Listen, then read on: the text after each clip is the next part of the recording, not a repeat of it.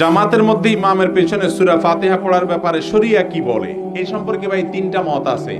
ইমামে আজম আবু হানিফা রহমতুল্লাহি আলাইহির মত হলো জামাতে যখন আপনি নামাজ পড়বেন ইমাম সাহেবের সূরা কেরাতই আপনার জন্য সূরা কেরাত হিসেবে যথেষ্ট হবে। এটা হলো ইমাম আবু হানিফা রহমতুল্লাহি আলাইহির মত।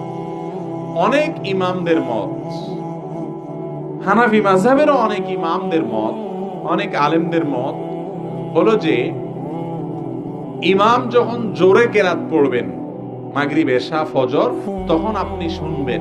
যখন আস্তে কেরাত পড়বেন, যেমন এশা শেষ 2 রাকাত, মাগরিবের শেষের রাকাত আর যোহর এবং আসর, এই রাকাতগুলোতে যেহেতু ইমাম সাহেব আস্তে পড়তেছে আপনি শুনতেছেন না, অতএব আপনি এই সময় পড়বেন। এটা কয়টা মত হলো? 2টা মত। আরেকটা মত হলো ইমাম আস্তে পড়ুক আর জোরে পড়ুক, সর্বাবস্থায় আপনি ইমামের পেছনে কেরাত পড়বেন। আপনারটা আপনি পড়বেন, ইমাম সাহেবটা পড়বে। কারণ হাদিসে আসছে রাসূল আকরাম সাল্লাল্লাহু আলাইহি ওয়াসাল্লাম বলেছেন, লা সালাতা লিমান লাম ইয়াকরা বিফাতিহাতিল কিতাব, যে সূরা ফাতিহা পড়লো না তার নামাজ হবে না। তাহলে মত কয়টা হলো? 3টা। এই 3টা মতের একটা মত কোন ইমাম নিজের মন থেকে দেন নাই, কোরআন হাদিস অ্যানালাইসিস করে দিয়েছেন। কথা কি বুঝাইতে পারছি? ইমামগণ, ইমাম আবু হানিফা, ইমাম শাফি, ইমাম মালিক, ইমাম আহমদ ইবনে হাম্বল রাহিমাহুল্লাহ সহ আরো যত ইমামরা আছেন, ইমাম বুখারী, ইমাম মুসলিম, ইমাম ইবনে তাইমিয়া, যতজন আছেন ছিলেন, কোন ইসলামের ইতিহাসের বড় বড় ইমামগণ তারা কেউ নিজের নফসের পূজা করে মাসআলা দেন নাই।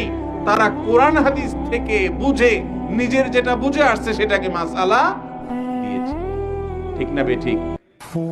অতএব তাদের কোন মতকে উড়াই দিয়া সেটা নিয়ে তাচ্ছিল্য করা, উপহাস করা আমাদের জন্য জায়েজ নাই। হ্যাঁ, আপনার কাছে এই 3 মতের ভিতরে কোন মত যদি আপনি দলিলের ধার বিবেচনা করার ক্ষমতা রাখেন, আপনার কাছে বেশি শক্তিশালী মনে হচ্ছে, সেটার উপর আপনি আমল করেন, কিন্তু ঝগড়া করতে পারবেন।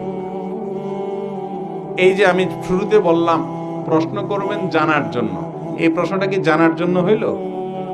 অবশ্যই না। যিনি প্রশ্ন করছেন উনি এটার উত্তর জানেন কি জানেন না? একটা রেডিমেড উত্তর উনি জানেন।